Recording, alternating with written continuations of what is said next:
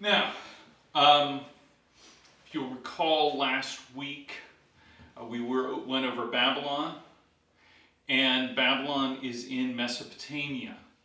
And the good news is that we're actually probably going to be going over a little bit, so if you weren't here last week, or if you've kind of forgotten a little bit, we're going to touch on it because there's going to be a lot of overlap between the two of them. Remember, we did Babylon because we have Old Babylon and New Babylon. Now, there is an Old Assyria, Middle Assyria, and a New Assyria, but those are all within the same area, whereas Old Babylon rose and fell, and then Assyria kind of swept in, and then New Babylon came after the fall of Assyria. So, we started off by talking about how there were anywhere from 4 to 6 cradles of civilization. Now, the ones we talk about are here on the Nile. This is Mesopotamia, which is Greek for 2 rivers, between the rivers, Meso being middle, Patmos being river. And then we have the Indus River over here, and then the Yellow and the Yangtze down there, or over there. And obviously we're not going to get to talking about these, although this course, as we stated, was actually began as a way to address what was going on in global history. The other 2 areas would be the Congo and Mesoamerica. Mesoamerica being the outlier because there are no major river systems in Mesoamerica. Bit of trivia in case you're ever roped up and have to do that kind of stuff. Now, to answer a question that was asked at the outset, where exactly is Assyria? Well, you know we talked about Babylon last week, and Babylon's in the south of the Mesopotamia. Assyria is very interesting. Started here in the city of Assur. No surprise.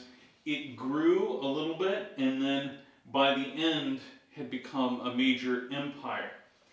This main area here is the Assyrian heartland, and this area is going to have its identity here. We're going to talk a lot about that because geography really does play a part in all history, but especially in this history.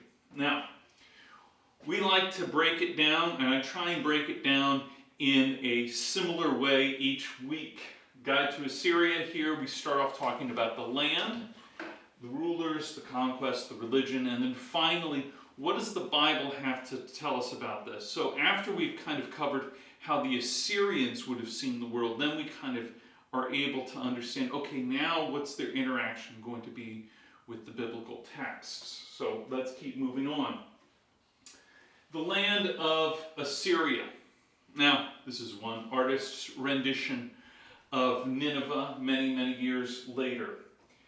The land of Assyria, as we said, is north of Babylon, and it's going to be around in the northern areas of Iraq, Babylon being closer to the southern region of Iraq. This is up at the north. It is not like Babylon was. It did not focus so much on irrigation, although it did have it. But it was a city amongst other cities, and it was a commercial trading post, especially with the northern area, because just north of there is a mountainous region, and there were some resources, especially with herders, that you could only really get from the mountainous region. So they would come down and they would trade in Assur, one of the many towns in this area. It had overland trade routes, and its location was in the northern rather than the southern trade. Now, it did have enough fertile plains. It was near marshlands.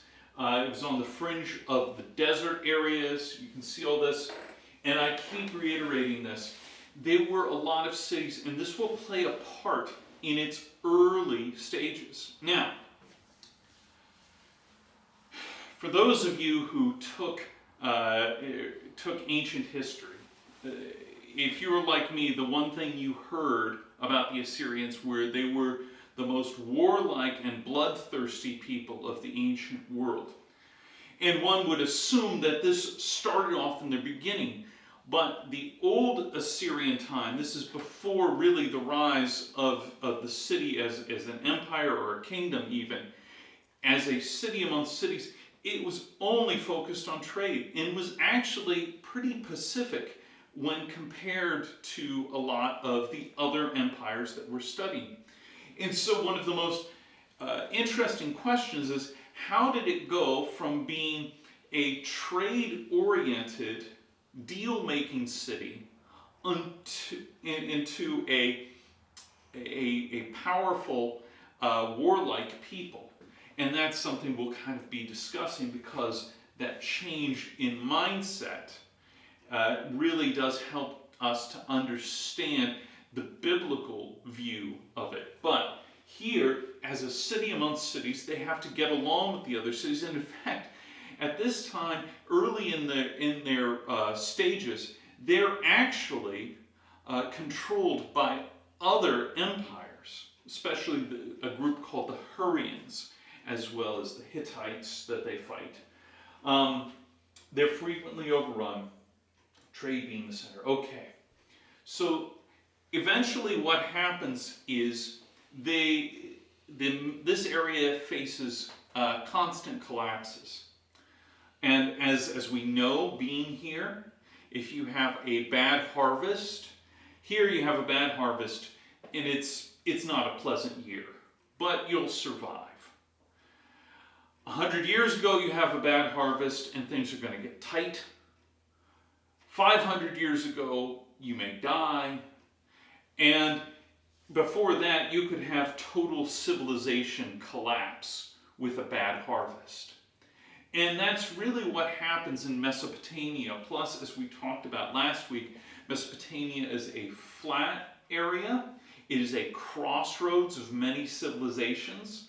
And so what that means is that it is constantly being overrun, swept away, and it's having to grow back, which means in those power vacuums, new civilizations can either rise up to become dominant powers or maybe just find a space. It is interesting to note that in the Old Testament, the periods of time when we see Israel ascendant and the most powerful are actually when the greater empires are collapsing and they find space to breathe.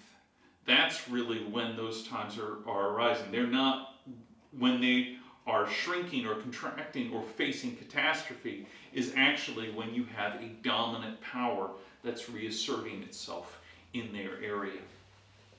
So let's talk a little bit about the rulers here. Now, as I said, there are three major stages. Of course, we have a proto-period before this. We have the Old Assyrian people, Middle Assyria, and Neo-Assyria. Now, Ashur is the capital of Assyria. And I know I'm beating this dead horse. There are a few dead horses that are going to get beaten in this particular lecture. But again, it was one city amongst many, which meant that it had to focus on trade. And it also is surprising that this particular city would go on to have kind of the dominance of Mesopotamia. It's usually dominated by other powers, and it's concentrated on trade. Now, so what does this mean? Well, because it's dominated by other powers, when it finally does get some breathing room, it has that fear. Now, how does this play out in our own?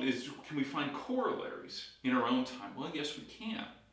The country of Russia faces a very similar thing. They've been overrun by the Mongols, most historians believe, and because they were overrun by the Mongols, ever since they've had a desire for almost reckless expansion in order to build buffer zones and protect themselves from other peoples. Some of these people that get overrun, they have this same mindset, and this is true with Assyria.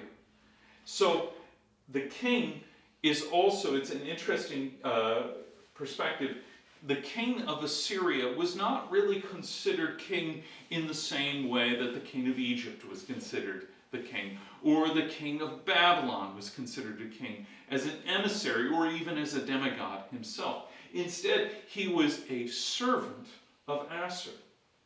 Now, the interesting thing about Assur and that city is the fact that their God is very different from the other understandings of gods in Mesopotamia. Their God is very amorphous. What powers does he have? They don't really talk about, but his main function is to be a protector and ruler of the city.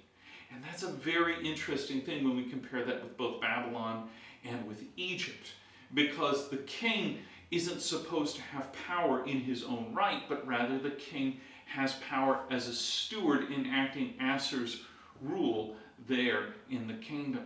Now, things move on, and we get to the Middle Kingdom era.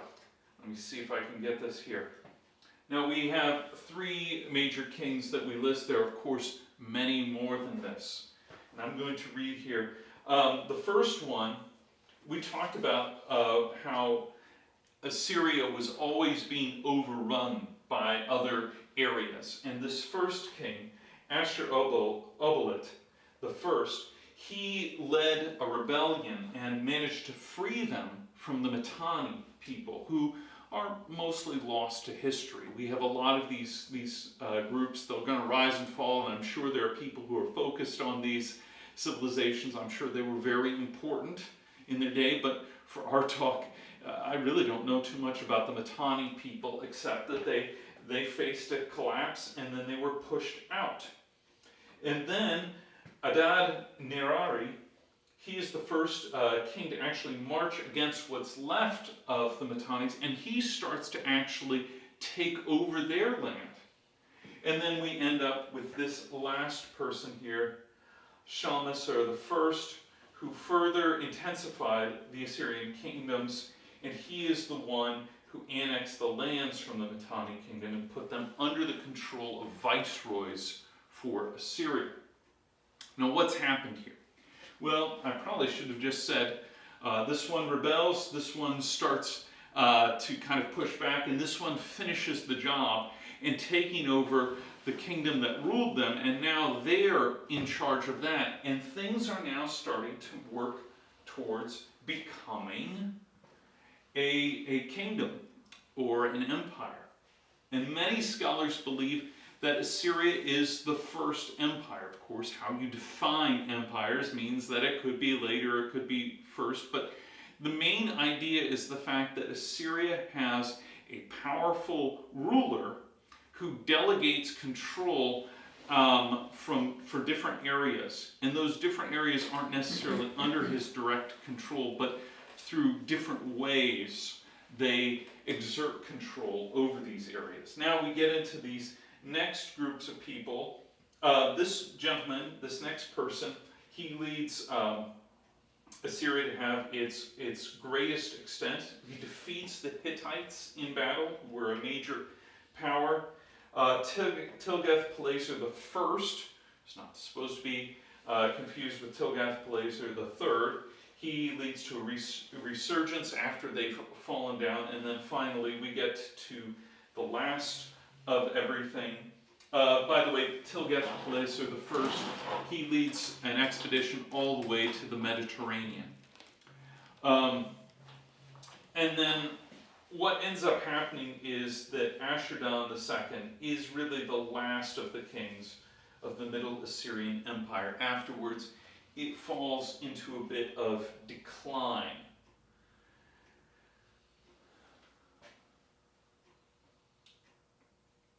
Next, we get to the Neo-Assyrians, and these are the people that we're going to be most familiar with from Scripture. Now, what ends up happening, I'm not going to go over all of these people because it would take too long, but this is when Assyria comes to its major extent, its zenith. This is its greatest power. And Tilgath-Pileser, we'll just talk about him for a second. He is going to appear sometimes in Scripture. He's a very, these are all, when we get down to this group of people, these are the people that we find in Scripture. These are the people that have exerted so much power that they're going over all the way to the Mediterranean, and they're taking over the territory that Israel has. Indeed, they become so powerful that they begin to actually go up against the might of Egypt, which is surprising. And this group of people consolidates power. Now, all right, conquest. Now, we talked about how there are 2 or 3 phases, the latter 2, the middle and the latter Assyrian kingdoms are the most important. They're going to shift in the middle Assyrian from being concerned with trade and being one city amongst many to being an empire. They're going to lay the road, they are also going to lay road networks, and the leadership of kingship is going to become more centralized. And from that center, they are going to appoint different groups, especially many different people who have titles, like cupbearer, for instance. These people are interesting because if they start gaining power, of course, they can overrun. And one of the things that the Neo-Assyrians are going to do is these lower level people are going to start exerting more and more power over the kings. And so the Neo ones are a reestablishment, or the Neo-Assyrian Empire is more of a reestablishment of that centralized authority. One way you can tell this is actually the inscriptions towards the end of the Middle Assyrian Empire. You start hearing the names of the generals and the viceroys and all of the powerful people. That's a big no-no, because now their names are getting in the book. Now, it used to be that the king would take these, but he would always say, as a steward of Assur. So now with the Assyrians going into the Neo-Assyrian period, they're going to change things around a little bit. Now, in addition to the centralization, they are going to have several other interesting and important factors that allow them to have these victories. First off are unique troops. These are facilitated because they're taking over a bunch of areas. And what will be interesting with that is they will take as different areas have different fighting styles and different kinds of troops. What they will do is they'll start incorporating those troops into the larger Assyrian army, allowing these people upward mobility within Assyria, and in so doing, give themselves a more diversified strike force against people, whether that be horsemen, charioteers, siege engines. They have better cavalry integration, for instance, because of this. And the increased siege is really where they start coming into their own. Their siege works were some of the best in the ancient world. They would wait outside of places. They didn't like to do siege warfare. No one likes to do siege warfare. We imagine siege warfare as something big and bombastic because we've seen it in Hollywood. You almost never tried to get to that point. There were too many chances for unintended consequences. It was best just to wait things out. And so they did have siege, but they would attack directly. They had ladders. They had siege engines that would be able to be elevated and pushed up against walls, and of course they would have sappers that would undermine the walls. Remember, these are mud brick walls. These aren't strong, solid rock walls that we imagine in the Middle Ages. They really did a lot with psyops, though. As siege engine was really good, but their psyops were the best. And this is why we have this idea that they were brutal people. Now, they really were. Some of the stuff that they would do is not for the faint of heart. But a lot of this was to send a message to people that it would be better to come to terms with Assyria than to have them commit torture on you when you were finally captured. And that was one area of psyops that they would do, would be to go ahead and make sure that the leaders were put to the most excruciating deaths imaginable. And then publish that. And then carve that on stone.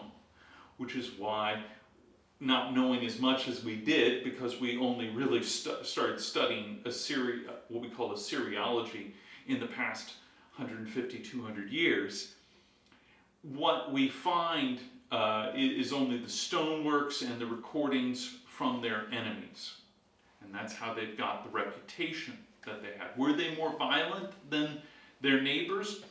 Probably no more violent than their neighbors, but they were certainly violent by our standards.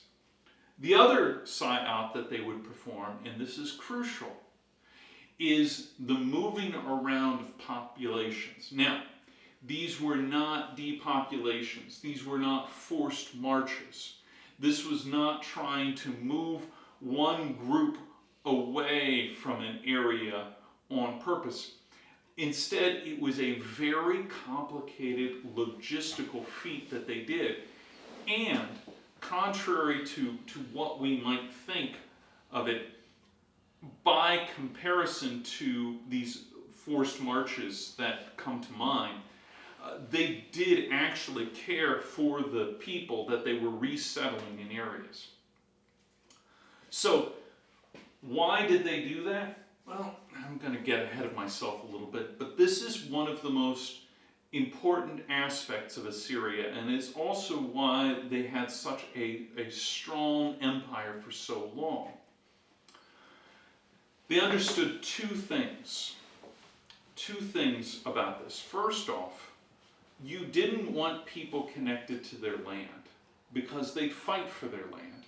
So by removing them from their land and integrating them somewhere else, now they've become integrated into the larger Assyrian Empire. That's part one. So you're reestablishing their patriotism away from their land and towards the new land that has been given to them by Assyria. The second reason they did this was because as Assyria grew, it knew that it could produce in areas that weren't as cultivated, and they needed cultivators. So they would move people if they needed resources in these other parts of the empire, and they would set up towns and build towns, purpose-built towns, in order to provide the resources from the newly grown areas. And then when the areas back that they had pulled people from had become depopulated, they would move other people into that area who would be loyal to Assyria because Assyria had given them that land. This is very similar what happened to what happened to my ancestors, the Scots-Irish. When they were settled actually over in Ireland, they were removed from their land in Scotland and moved over into Ireland to become loyal to the English crown. So, those two ways established a much more a deep loyalty to Assyria than had existed in the other ancient empires over there in Mesopotamia. Now, they did fight a few. There are several famous battles. This one, of course, was the major one for them, actually gaining their kind of independence and their start towards the imperial age. The siege of Jerusalem is known to us, of course, because of what we read in the Bible. And then we get into the Battle of Tel Taba, and finally the siege of Nineveh, which is probably the most important. This one, Tel Taba, the Assyrians emerged weakened, but they were still in power and were able to kind of really solidify their power in their empire. But the fall of Nineveh, as we saw Assur, that's their capital city. They actually had 4 capital cities that were built. They would keep building different cities because they would grow out, they would get too big for one city, or they wouldn't like the kind of static power that was there. You had some old families that started to threaten the kingship, and so the kings would go and they would build a new city, and then they would populate it with their select hangers-on rather than have to deal with the old aristocrats. Nineveh was one of their major cities. We see this in Jonah, that great city Nineveh, and its final fall marks the end of Assyria. Now, let's just kind of recap. They got their reputation from their shift from trade to military. We talked about how that shift from trade to military was probably due to the fact that they were afraid of being overrun. And this is a great theory. Again, I mentioned Russia, but this is also a theory that Theodore Mommsen came up with for why Rome expanded. It kept expanding defensively. It was so afraid of its frontiers that it kept overrunning its frontiers in the name of defense. And that could be what happened there. They became very adept at psychological warfare, and they also knew that Assur, we believe that Assur was a war god, and he told them, hey, you're a really powerful city, why don't you go take over some people. Finally, the last point is history is written by the losers. And all of these people wrote things down, especially the Jews. They're not going to be too kind to a group of people that overran them. So they wrote down all of these things. All right. Now let's talk about religion. Now, we talked a little bit about the religion of ancient Mesopotamia here, but the Assyrians were a little bit different. I'm not going to go over everything in depth like we did last time. I'll try and rush through this. They were polytheistic. Assur was the city. In fact, some people believe that the god himself occupied a rock underneath the city and was the foundation of the city, quite literally. The king did not have godlike, at least by the Neo-Assyrian times, they were referring to themselves as king, but really through the early stages, they only considered themselves to be stewards of the god Assur.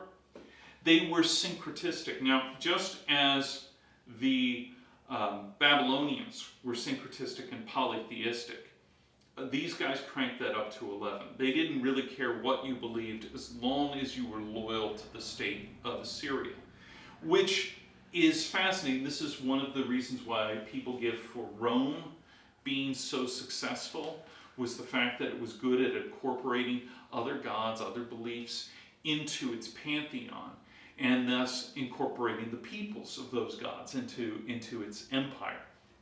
Well, Assyria beat them to it by a little bit.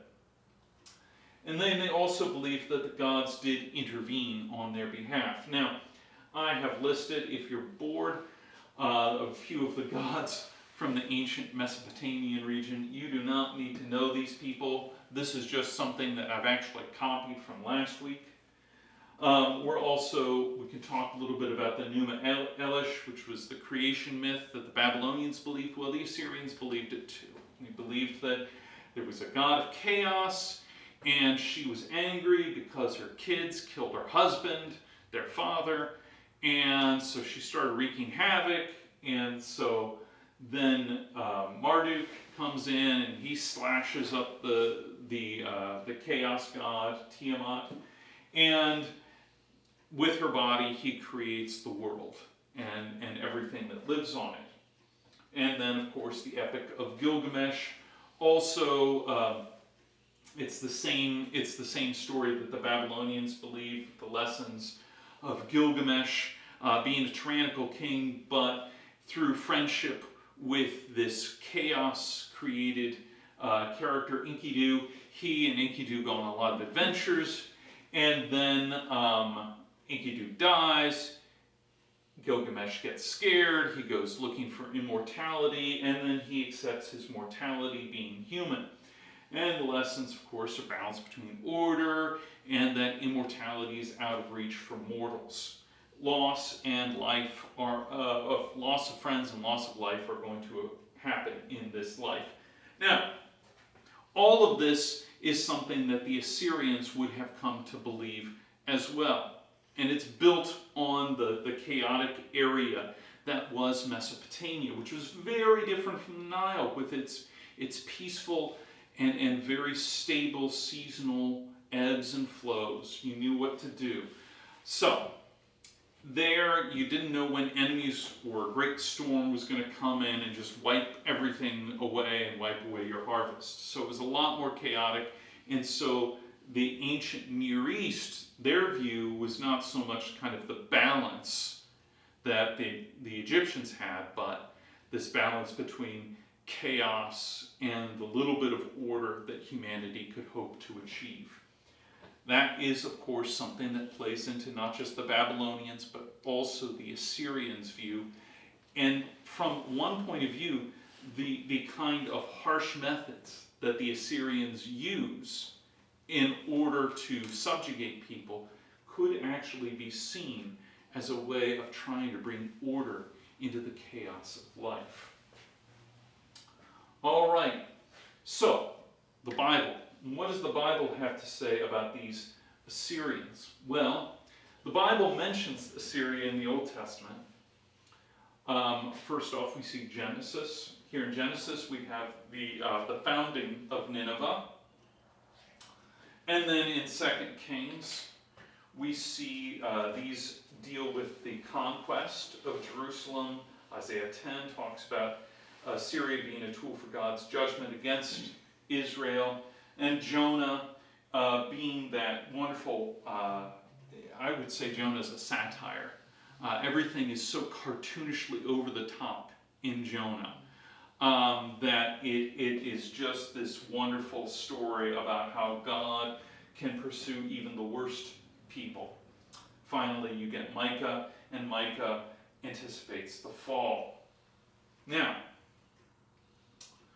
what does this have to do? Well, punishment for falling away, and then the fact that you have the punishment of falling away. The Assyrians bring this notion of God's wrath to the forefront. Their bloodthirsty warfare, the forced relocations. And let's talk about that for a second. Many people, if you don't know anything about Assyria, you do know that they were responsible for taking over the northern tribes, and then you have the so-called lost tribes of Israel. Now, who were the lost tribes of Israel? Where did they go? Well, remember what we talked about with Assyria.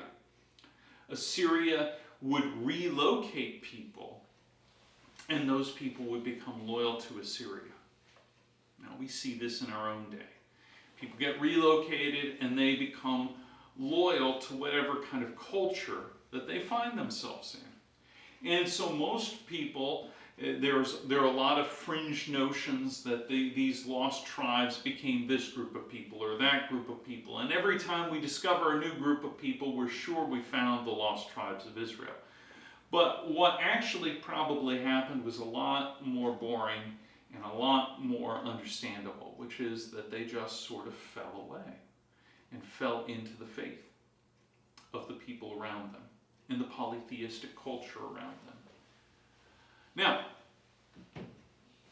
what this does actually, though, should also be a lot more helpful to us than if they became this group of people or that group of people. And the reason why it's helpful for us is because we too face the temptations to sort of blend into the cultures around us. We too have to relocate for various reasons. And it also demonstrates the unique character of the people of God. which was the fact that the people of God, when they finally do fall, there is a core group of people who never lose their faith in God, even when they're removed from the land and all the material blessings of their gods, which was very unique in the ancient world, very unique today. It's the story of Job, for instance. Oh, if you just take away Job's family, if you just take away his livelihood, if you just take this away or that away from Job, he'll cease loving you, God. And it wasn't the case. And the people of Israel baffled the ancient world because they would keep to their faith even when they'd lost everything. They believed their God was stronger. And what's interesting is we don't worship the god of Assyria. We don't worship the gods of Greece or Rome or Egypt or anyone else. We still worship that God of the people who held on to their faith, those covenant people. So the forced relocation can teach us truly what it feels like to lose one's faith and also what it means to hold on to it. But God's punishment doesn't last forever. And so this is the interesting thing, is the fact that God's wrath is not the end of God's story for us. In fact, there will be an eventual fall. And this is further explained by Jonah's story, and the story of Jonah, where he is sent to Nineveh, that great city.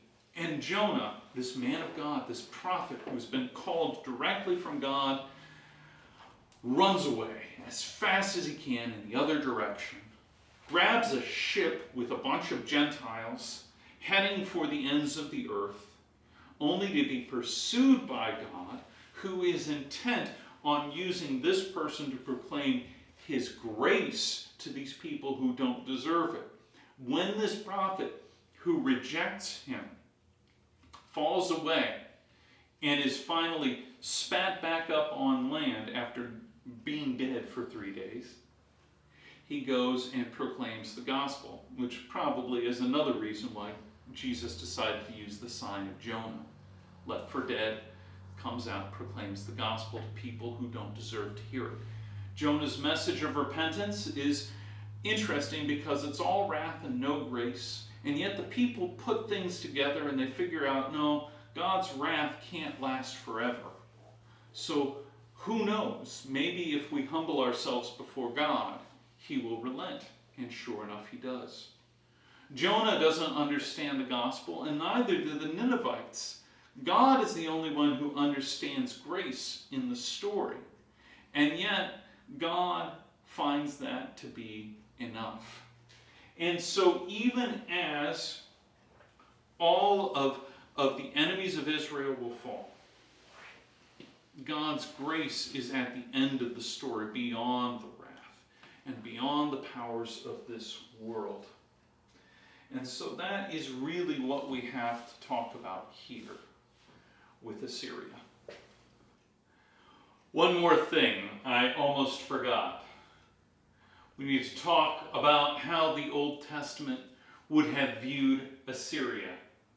Now, they would have viewed the Assyrian religion as lacking orthodoxy. What we were talking about earlier about how the Mesopotamian countries or regions would have recorded their history was different than how Israel did, which was that the written word was true.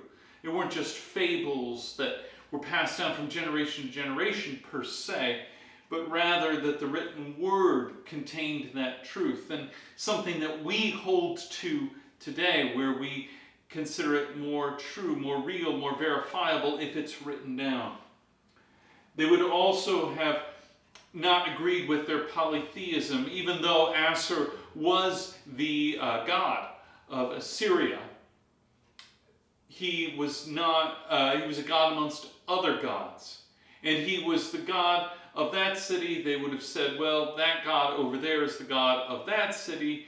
Our God happens to be more powerful, and we're going to take over this country. But it wouldn't have been this notion either of what the Jewish people would have understood, where their God was the God, the only God, nor would it have been like some other polytheistic cultures where it would have been this supreme deity over other deities. Instead, this was a city god that they worked towards. In fact, they had a transactional relationship. Now, we talk about covenants versus contracts a lot here. A covenant is something that you and I enter into in order to show our devotion. Think of a marriage. Whereas a contract is something you and I would enter into in order to get something. I often use the illustration of you do things for your spouse or for your children that you wouldn't necessarily do for a place that you were working for. And in fact, if that place you were working for asked you to do some of the things that you are required to do as a spouse or as a parent, you would hand in your letter of resignation very quickly. Our relationship with God in the Judeo-Christian sense is the same way. God gives us all of these blessings, and our goodness is a response to the blessings that we have been given, so that it is 100% giving to each other. But the people of Assyria believed that their gods required victories and battles and sacrifices, and that in order to achieve any kind of level of prosperity, they had to constantly work for it. Finally, it was a state god, this state deity that they had. And that the god of Assyria was very literally what that country was named after. In fact, some people even suspect that the rock that it was, that Assur, the town of Ashur was built upon, was actually that god. Which is very different from what the Jews would have believed, which was that God exists outside of the universe and creates the universe. Is not a part or integrated into the universe, but rather outside, like an artist, like a creator. And so that is the overview of Assyria. Thank you all for joining us today.